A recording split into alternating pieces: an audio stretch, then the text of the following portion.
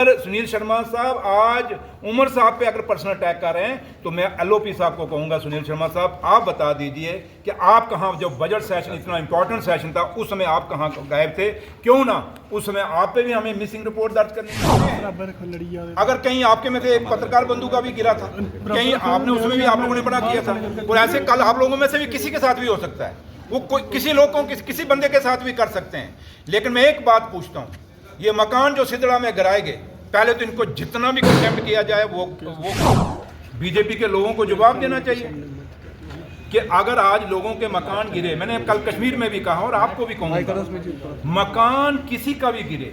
चाहे वो हिंदू का गिरे, चाहे वो मुसलमान का गिरे, चाहे वो सिख का गिरे, चाहे ईसाई का गिरे,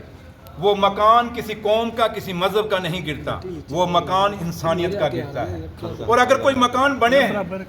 अगर कहीं आपके में से एक पत्रकार बंधु का भी गिरा था, कहीं आपने उसमें भी आप लोगों ने बड़ा किया था, और ऐसे कल आप लोगों में से भी किसी के साथ भी हो सकता है, वो किसी लोग को किसी बंदे के साथ भी कर सकते हैं। लेकिन मैं एक बात पूछता हूँ, ये मकान जो सिदड़ा में गिराए गए, पहले तो इनको जितना भी कंटेम्प्ट किया जाए वो कम है। और अगर ये बीजेपी के एमएलए के कहने पे गिराए गए हैं तो बजट सेशन में मेरा भाई सुनील शर्मा साहब दिखा ही नहीं,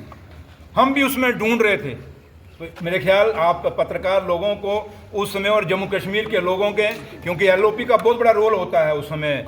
बजट के सेशन में, और बजट सेशन ऐसा होता है जो अपनी असेंबली जहाँ से हमें लोगों ने चुन के भेजा होता है, वहाँ के मसले मसाइल भी उठाने होते हैं। तो उस समय एलओपी साहब कहाँ गुम थे? तो उसमें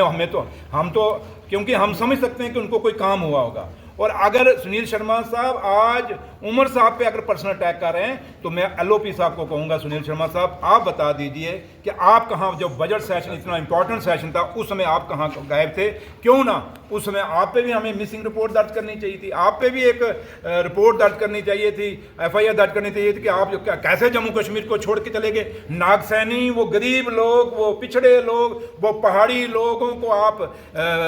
लवारिस छोड़ के कहाँ भाग गए थे? इसलिए सवाल पहले अपनी बात का जवाब दें। उमर साहब जहां तक है वो काम के लिए गए हैं, और पर्सनल कहीं पर, अब जैसे मैं भी कई बार, आप लोग भी पर्सनल काम के लिए कहीं ना कहीं जाते हैं, तो अगर वो जाएं तो उसको भी उछाला जाए, तो ये हेल्दी पॉलिटिक्स।